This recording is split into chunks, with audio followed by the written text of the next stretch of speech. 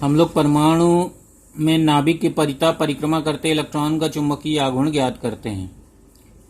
तो यहाँ पर इलेक्ट्रॉन को नाभिक के परितः वृत्तीय कक्षा में घूमते हुए दिखाया गया। तो माना इलेक्ट्रॉन r त्रिज्या के वृत्तीय पथ पर नाभिक के परितः स्मॉल v वेग से घूम रहा है। तो स्मॉल v वेग से घूम रहा है, इस तरह से इधर एंटी क्लॉकवाइज घूमने में लगा कागज तल पर। अब इसका इलेक्ट्रॉन का परिक्रमण काल t बराबर हो जाएगा परिधि बटे उसकी चाल, तो 2πr/v हो जाएगा। अब इलेक्ट्रॉन के गति के कारण एक धारा उत्पन्न होगी, इस तरह से ये धारा लूप बन जाएगा वृत्तीय पथ। तो वृत्तीय पथ धारा लूप की भांति होगा, जिसमें वैद्युत धारा की दिशा इलेक्ट्रॉन के गति के विपरीत दिशा में होगी। तो ये दिखाया गया है। यहाँ पर I बराबर E/T हो जाएगा। E इलेक्ट्रॉन का आवेश हो जाएगा, T परिक्रमण काल, तो EV/2πr आ गया। अब यदि लूप का क्षेत्रफल A लिया जाए तो A बराबर हो जाएगा πr²। तो हम लोग जानते हैं कि जो चुंबकीय आघूर्ण होता है किसी धारा लूप का, m बराबर I/A होता है, तो A का मान रख देंगे। तो m बराबर IA, A की जगह मान रख देंगे, तो m बराबर हो जाएगा EV/2πr इंटू πr², तो आ जाएगा EVr/2। तो यह होता है परिक्रमीय इलेक्ट्रॉन के चुंबकीय आघूर्ण, चुंबकीय द्विध्रुव आघूर्ण। इसको हम परमाणु का भी चुंबकीय द्विध्रुव आघूर्ण कह सकते हैं। तो m बराबर हो जाएगा EVr/2 और इसकी दिशा कागज तल के लंबवत नीचे की ओर होगी। तो दिशा निकालने के लिए हम लोग अपने दाहिने हाथ की उंगलियां धारा की दिशा में मोड़ते हैं। तो धारा की दिशा में जब ऐसे मोड़ेंगे तो अंगूठा जिधर की ओर होता है उधर चुंबकीय द्विध्रुव आघूर्ण m की दिशा होती है। तो अंगूठा नीचे की ओर होगा तो चुंबकीय द्विध्रुव आघूर्ण की दिशा कागज तल के लंबवत नीचे होगी, अर्थात इस धारा लूप के लंबवत नीचे की ओर होगी। अब परिक्रमी, अब ये जो चुंबकीय आघूर्ण का फार्मूला निकला है तो इसको ज्यादातर कोणीय संवेग के पदों में व्यक्त किया जाता है। तो यहाँ पर अब कोणीय संवेग समझते हैं। तो परिक्रमी इलेक्ट्रॉन का कोणीय संवेग, अर्थात जब कोई कण किसी वृत्तीय पथ पर किसी घूर्णन अक्ष के परितः घूम रहा होता है तो उसका कोणीय संवेग L बराबर I लिखा जाता है, और I मिला के हो जाएगा MEVR। I जड़त्व आघूर्ण है घूर्णन अक्ष के परितः, और ओमेगा कोणीय वेग कहलाता है, एंगुलर वेलोसिटी। दोनों मिलाकर MEVR हो जाता है।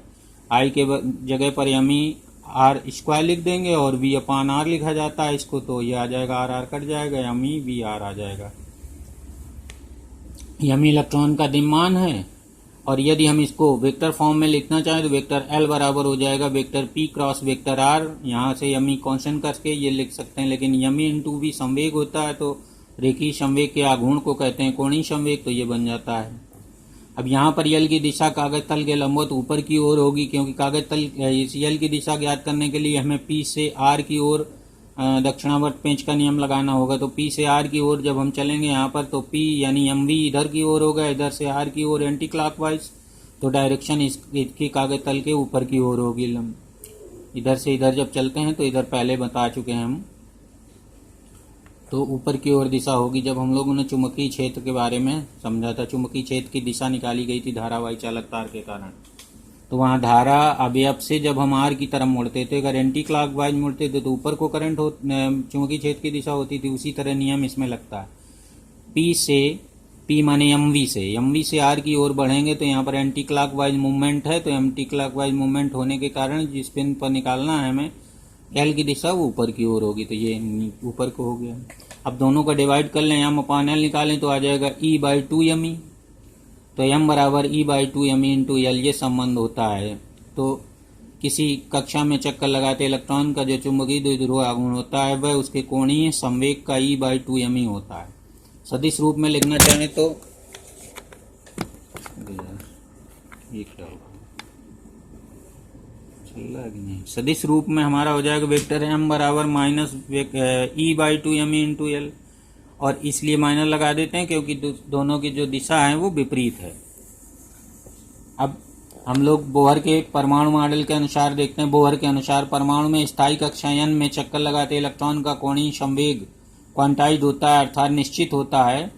तो उसको L बराबर लिखा जाता है NH/2π। NH/2π का मतलब हो गया यहाँ पर n स्थायी कक्षा की संख्या है और H प्लांक कांस्टेंट है। H/2π को H क्रॉस भी लिखा जाता है, तो L बराबर NH क्रॉस भी लिख सकते हैं। तो इस प्रकार अगर हम L का मान इसमें रख लें, इसका जो न्यूमेरिकल वैल्यू चिन्ह के साथ ली जाए, तो m बराबर माइनस NEH/4πme हो जाएगा। तो n को हटा लें तो EH/4πme जो आएगा वो पहली कक्षा में अगर हम देखें ये म्यू बी एच अपान 4 पाई एम ई बरा 9.274 इंटू 10⁻24 एम्पियर मीटर स्क्वायर या जूल पर टेस्ला होता है। ये जो म्यू बी लिखा है यहाँ पर, म्यू बी बराबर हो गया ई एच अपान 4 पाई एम ई, को इसको कहा जाता है बोहर मैग्नेट्रॉन, इसको बोहर मैग्नेट्रॉन कहा जाता है। अब अगर हम n बराबर 1 लिख दें तो m बराबर माइनस म्यू बी या म्यू बी कह लीजिए, अगर हम ऋण चिन्ह छोड़ दें तो म्यू बी कहेंगे। तो अतः पहली कक्षा में परिक्रमा करते इलेक्ट्रॉन का जो चुंबकीय द्विध्रुव आघूर्ण होता है उसी को बोहर मैग्नेट्रॉन म्यू बी कहा जाता है। तो ये बोहर मैग्नेट्रॉन का भी याद रखना कि बोहर मैग्नेट्रॉन क्या होता है। पहली कक्षा में चक्कर लगाते इलेक्ट्रॉन का जो चुंबकीय द्विध्रुव आघूर्ण होता है वही बोहर मैग्नेट्रॉन होता है।